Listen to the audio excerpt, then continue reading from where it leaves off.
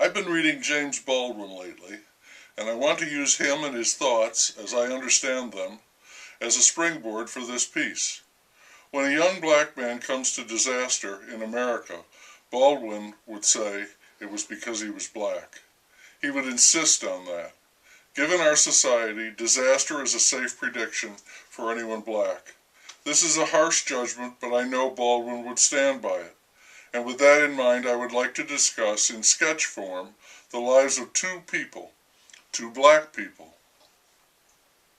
The first is a young black man who came onto the social radar when he was interviewed by a local TV anchor who was putting together a news special on foster homes and the whole foster family network, its successes and shortcomings.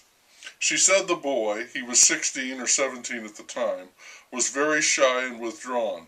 He was also embarrassed at that time, she said, by the number of foster homes he'd been in during the previous year. The next time he makes an appearance, several years later, it is on a security camera in a casino. On the film, he comes rushing out of nowhere and punches a young woman, a stranger, on the side of the head, knocking her down. He is agitated, clearly, and has to be subdued by a security guard and several other patrons and staff. Police were called, he is arrested, charged with assault, and he goes to trial, where he is found mentally unfit to stand trial. I'm not sure what they did with him then. He is next seen on another clip of security film, this one in a grocery. It's early in the morning, about 7:30, and he is there to rob the store. He gets some money and is on his way out of the building when he's stopped by a guard. He pulls out a knife and threatens the guard, who steps aside and allows him to leave. Police are called and they are given a detailed description of the man, said to be armed and on foot. Shortly, someone matching that description is spotted near the downtown metro bus station. Police are notified and soon a car pulls up and stops. The young man runs, not away, but directly at the police car, holding the knife in a threatening way. He is ordered to stop, but he keeps coming and is at the door of the car, which is swung open.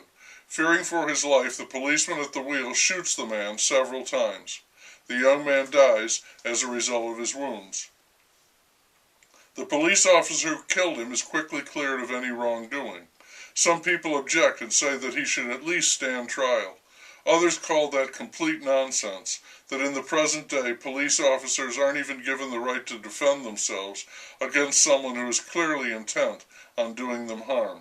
The police released film from cameras taken at the bus station showing the young man attacking the police vehicle, then being shot. One of the young man's brothers is questioned. He says the man, 21 at the time, was living with him and some others, but his behavior was so erratic they had to ask him to leave. The TV anchor woman remembers the young boy she interviewed those years before and says it is a shame, such a terrible shame, that his life had to come to that violent end. The second person came before me because I was watching the Olympics. She is a young black woman on the American gymnastics team. Her story is that her father was never around and her mother was deep into drugs, and so, as a child, she was going to be placed into the foster home system. Her grandparents on her mother's side were not able to accept that, and so they took the child into their home and eventually went through the legal process of adoption, making their granddaughter their daughter. They raised her as their own and watched as she took to gymnastics. She had an obvious talent for it and soon was taken on by a coach who also became like a mother to her. Cut to these Olympics, where she was a star. She won several gold medals, 4 of them, including the prestigious Best All-Around Gymnast Award. They are calling her the greatest women's gymnast of all time, performing at a level never seen before. I guess that's debatable. They might be beating that drum to boost their ratings, but true or false, she is an Olympic champion and a gold medal winner, and not someone who has to be shot down at age 21 by the police. I think she is also 21 years old. I'm stunned by the difference in their fates. I think we all need help, and maybe love at some time, to get where we are going, or we don't get any help, and we go nowhere, and we find disaster there.